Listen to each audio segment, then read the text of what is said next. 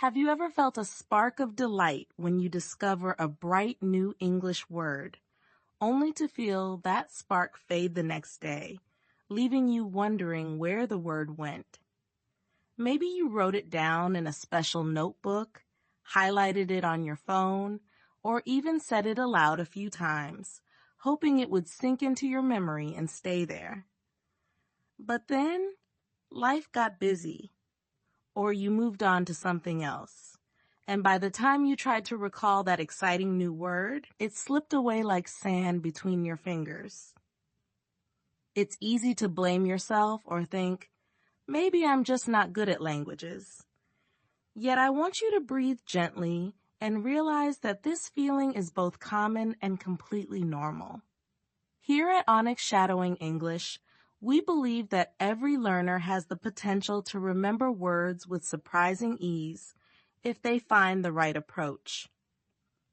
Today, we're going on a journey that turns memorizing English vocabulary from a boring chore into something you actually look forward to doing. We'll talk about why words vanish so quickly in the first place, and more importantly, how you can welcome them back into your mind as old friends, ready to help you express your thoughts in English with natural flow and confidence. If you've ever wondered why you learn dozens of words, yet end up forgetting most of them, or if you've struggled with long, tedious word lists and dull drills that make you yawn, you're in the right place. By the end of this episode, you'll discover practical, proven methods to remember vocabulary in ways that feel almost effortless. You'll also learn about the hidden mistakes that keep us stuck, so you can step around them and keep going without losing momentum. Are you ready to begin?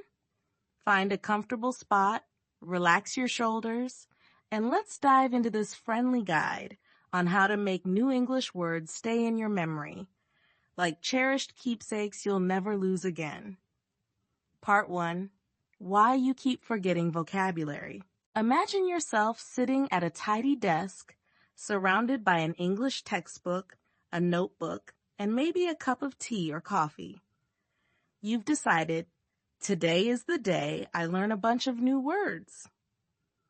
You copy them down carefully from the textbook, perhaps color code them or highlight them in neon yellow, determined to finally conquer the vocabulary mountain.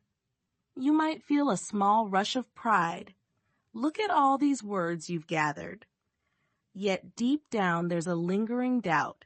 Will I even remember them tomorrow, let alone next week? If that worry resonates with you, please know that it's a universal question among English learners.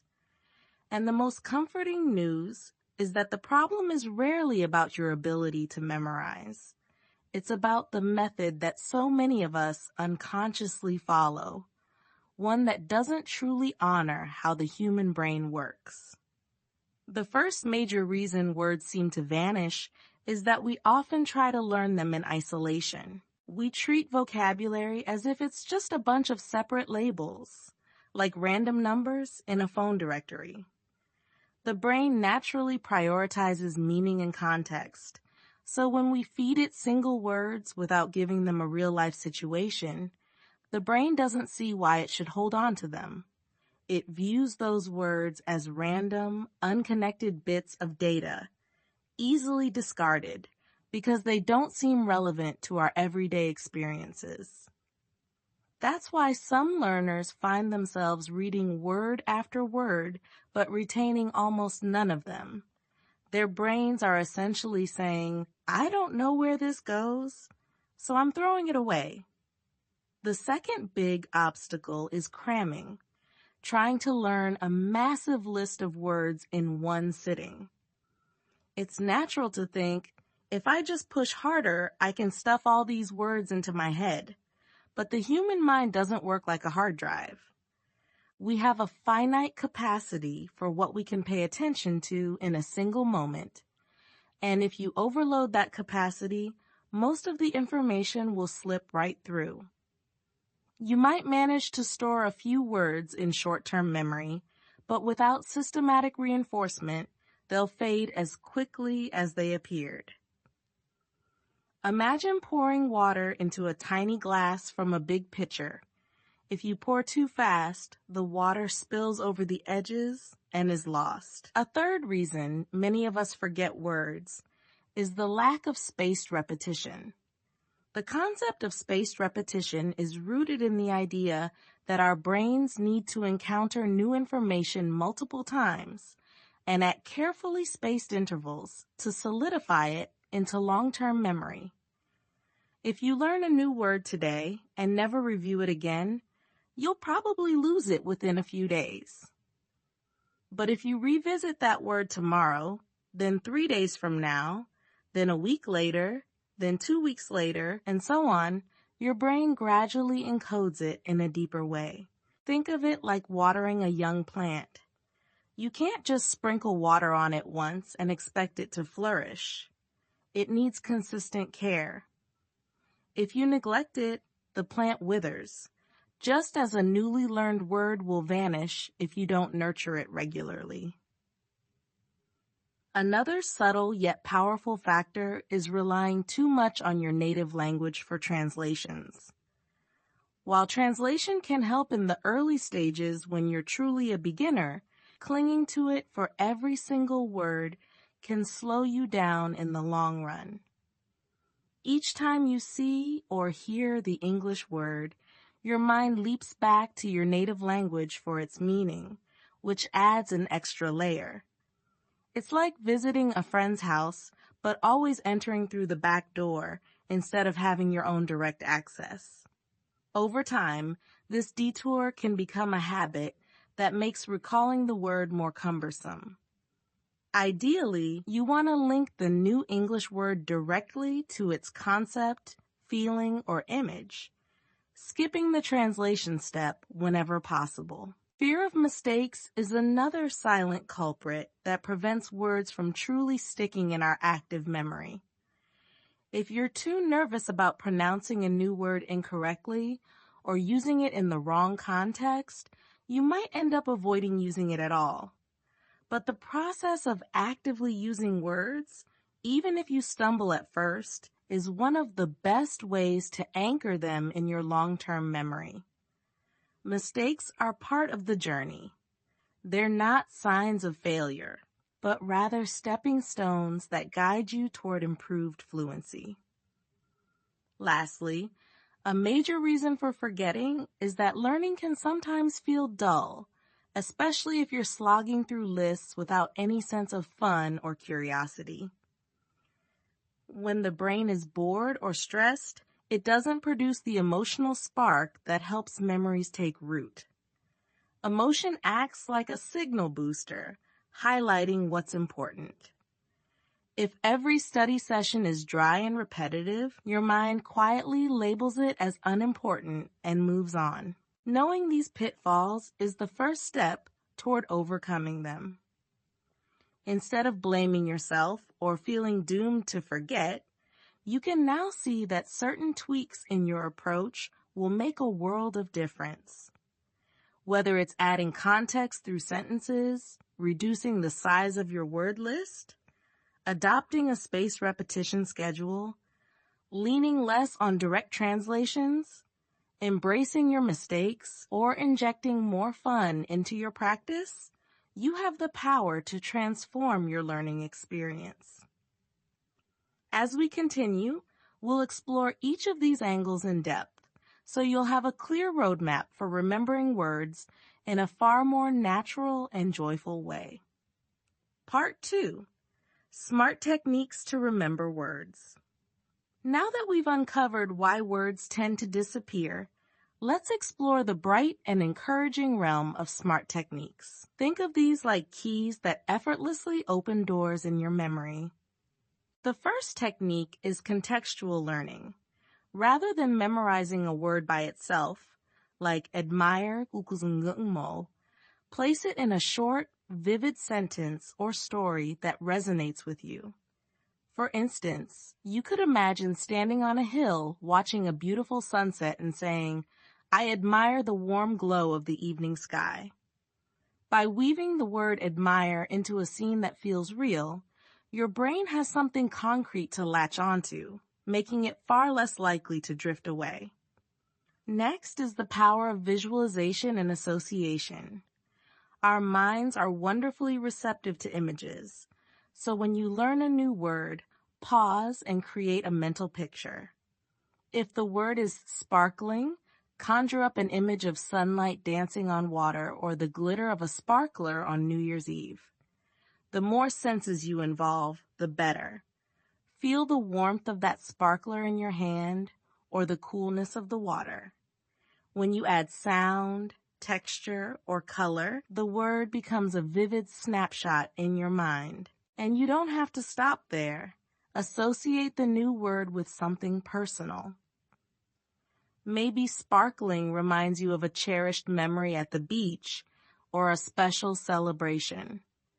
This emotional tie acts like an anchor that keeps the word from drifting. Another game-changing method is spaced repetition. This systematic approach has been backed by numerous studies on memory and learning. Instead of reviewing a word repeatedly in one sitting and then forgetting it for a long time, you distribute your reviews over days, weeks, or even months, depending on how well you know the word. You might look at a new word today, then again tomorrow, then 3 days later, then a week later, and so on, gradually spacing out the intervals. Each time you revisit the word, you're telling your brain, this is important. Keep it alive. Apps like Anki or Quizlet can automate this for you, or you can simply schedule reminders in your calendar. Equally important is daily use of your vocabulary. Words that remain locked in your notebook never have a chance to become part of your active fluency. Try sprinkling new words into your everyday speech. Even if you live alone, talk to yourself in English as you cook dinner, walk around the house, or describe something interesting you saw outside. Alternatively, you could write short diary entries in English, focusing on using the new words.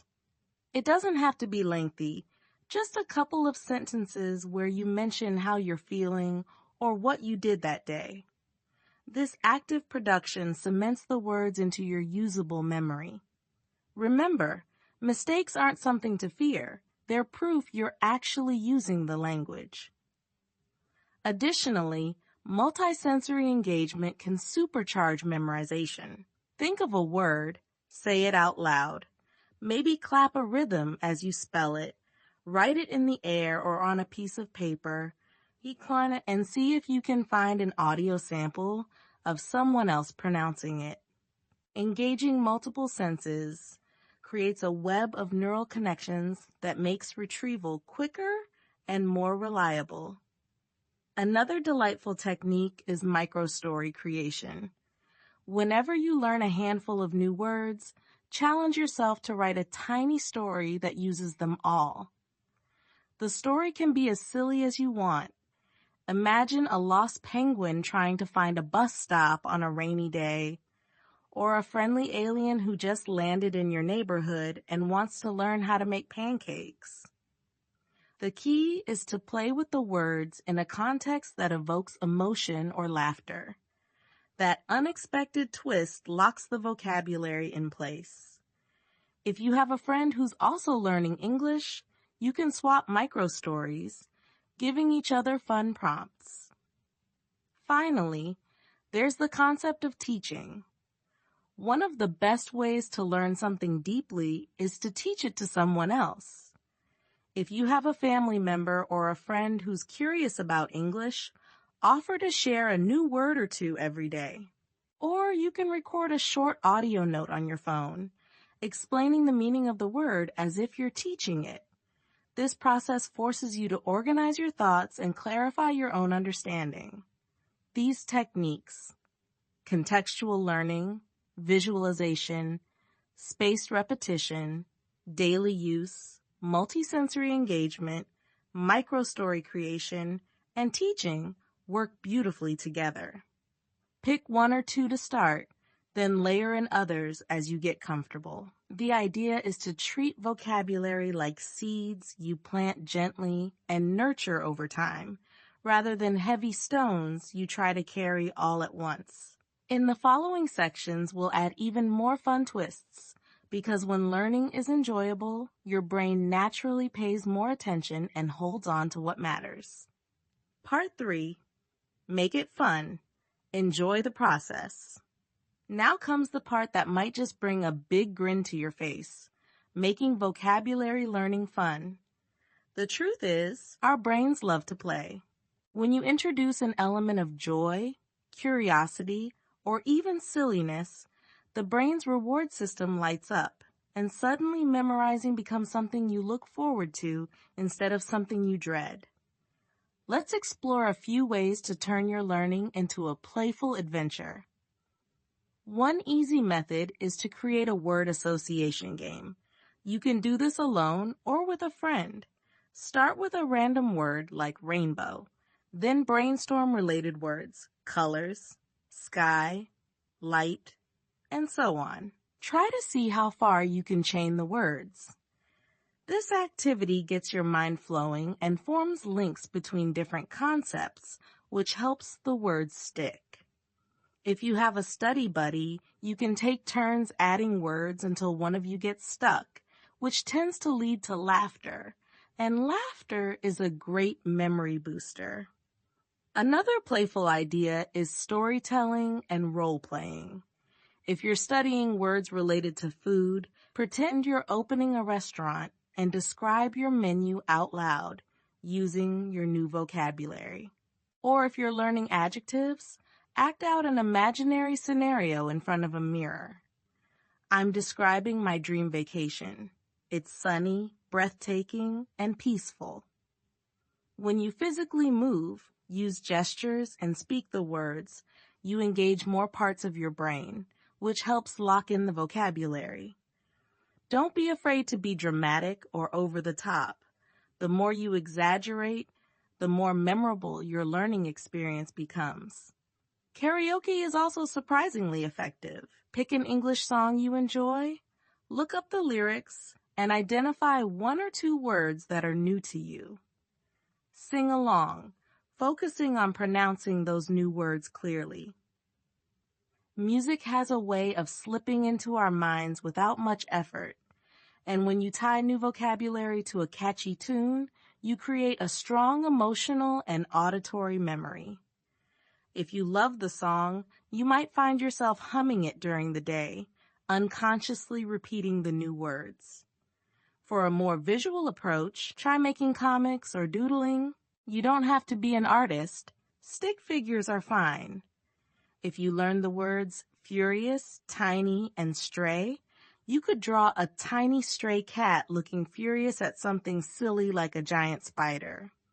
Seeing that bizarre scene might make you laugh, which in turn makes the words unforgettable. If you enjoy color, use highlighters or pencils to bring the scene to life. It might feel playful or childlike, but that's exactly what helps your brain file the memory in a special place. This was interesting. Better keep it. You can also hunt for words in your favorite media, turning TV shows, movies, or online videos into a vocabulary goldmine. Challenge yourself. Today, I'm going to find 5 words I don't know while watching my favorite sitcom. Keep a small notebook handy. Once you spot a new word, pause, jot it down, and rewind a little to catch the context. Later, you can replay that scene and imitate the actor's pronunciation. This approach is immersive because you see how the word is used in a real situation, and you link it to the emotion or humor of the scene. For those who like competition, you could turn your learning into a friendly quiz game. Write new words on scraps of paper, toss them into a bowl, and whenever you or a friend picks one out, you have to use it in a sentence on the spot. If you're alone, you can still do this by time limiting yourself. I have 10 seconds to say a sentence with this word. This kind of playful pressure often helps you recall words more spontaneously, preparing you for real-life conversations where you don't have much time to think. Another fun twist is to use spaced repetition in a gamified way. Apps like Anki can already feel a bit game-like, but you can add your own rules. If I review all my flashcards correctly today, I'll treat myself to a small piece of chocolate or watch a short funny video. Rewards signal your brain that what you're doing is valuable, increasing motivation. Alternatively, if you slip up on a card, you might do a quick silly dance or sing a random tune, making the experience lighthearted rather than discouraging. The core principle here is to marry fun with repetition, because repetition alone can be dry, and fun alone might not be focused enough to help you memorize efficiently. Together, however, they create a powerful cycle. You enjoy the process, which makes you more likely to repeat it, which helps the words stick.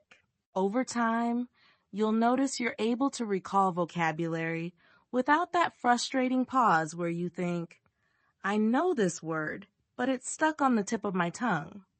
Instead, the words will pop up naturally, as if they've always been part of your internal English dictionary.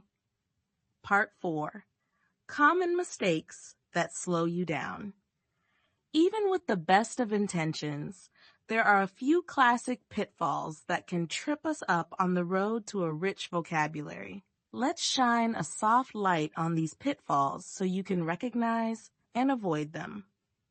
The first mistake is learning words in complete isolation, as if they're scientific terms you'll never use, without context, like sentences, stories, or images. The brain has no place to store the word meaningfully. It's as if you're handing someone a single puzzle piece without letting them see the full picture. Eventually, that piece is forgotten because it doesn't appear to belong anywhere. The second mistake is trying to learn too many words at once, often under the belief that more is better. When you cram dozens of new words into a single session, your mind becomes like a crowded train platform at rush hour. People, words are pushing in from all sides, and inevitably most of them can't get on board. You end up with superficial familiarity rather than deep retention. It's far more effective to learn 5 words well than to rush through 50 words that you'll forget next week. Another harmful mistake is neglecting spaced repetition. Maybe you study a word heavily one day and think, great, I've got it. Then you don't look at it again for weeks, and by that time, your memory of it has faded. A quick refresher could have kept it alive, but without scheduling those refreshers, your brain assumes the word isn't that important after all.